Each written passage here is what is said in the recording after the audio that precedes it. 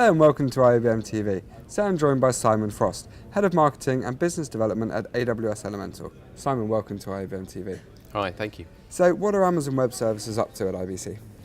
It's a really busy show. It's been an amazing show actually, and it's a big presence that we've got, a larger presence covering all of the cloud potential workflows that we can address with our customers.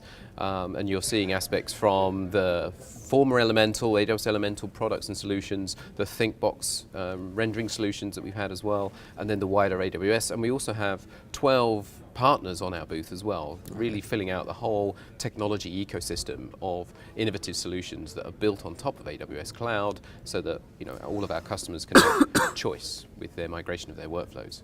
So really, really exciting. So Simon, what industry pain points are you dealing with at AWS? Well, this year we had a lot of very high-end premier events, so live sporting events. We had the World Cup, we had the Winter Games. A lot of our customers were involved in delivering, live OTT streams from that in 4K and HDR, the whole gamut really. And I think IBC, we've highlighted some real new solutions that address some pain points. A couple of pain points around latency in streaming is a great example. So, people with live football were certainly noticing, and live other games were noticing the streaming delay between broadcast and between their OTT streams. Which the World Cup highlighted quite a lot, actually. It did, absolutely. In England, I remember with the game there was a bit of a... Exactly, and we've really been showing how you can optimize the entire video processing chain of all of the different layers and components in that to really bring that streaming latency as good as broadcast, potentially even better than broadcast. Yep. But even because that is unicast to all of these viewers individually, you can also make those streams better by doing personalization, targeted ad insertion. So one of the aspects we've been showing is how you really address that latency challenge. Another is, of course, as OTT delivery of video becomes ever more popular, and it's just increasing all the time, is showing how you can save bandwidth associated with that and improve the quality. So we have a new technique we call QVBR, which is quality defined variable bitrate.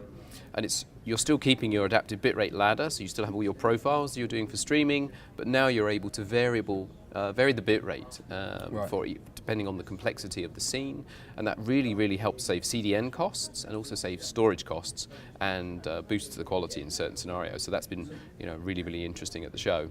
Perhaps the third thing I would mention, which is just a huge area, is machine learning. A hot topic at the show, and AWS has a whole suite of tools available for doing machine learning applications.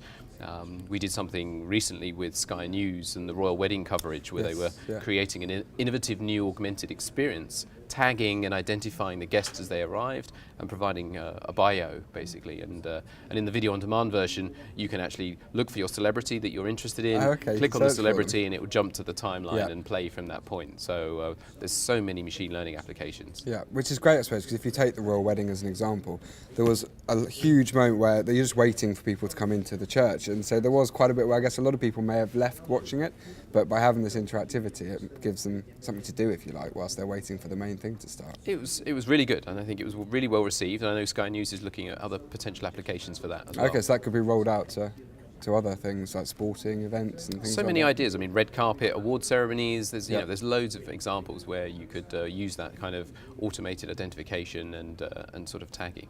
Yeah. Okay, so how are you seeing cloud adoption with your customers? I would say very well. I mean, certain different workflows are being adopted faster than others. So it's a real experimentation phase and a real researching and then adoption phase. So we had Sky News, as I mentioned, pioneering an augmented experience using cloud services.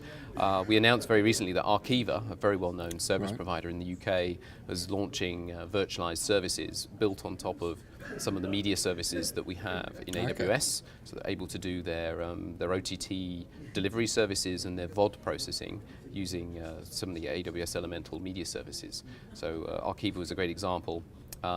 Formula One, we did a recent announcement with Formula One where they're adopting AWS for the analytics and for some of their other opportunities they have in how they're doing their video delivery as they build that out direct. So I'd say, really good, and I think we've already talked about the World Cup, we talked about the Winter Games, we had lots of our customers using cloud services and also using the Elemental appliances, so it was a real mix between the two of appliances on the ground and then further processing in the cloud in hybridized workflows. So it was really exciting time. So you mentioned analytics there, Simon. How important is that to your customers, getting good analytics and data that they can act on?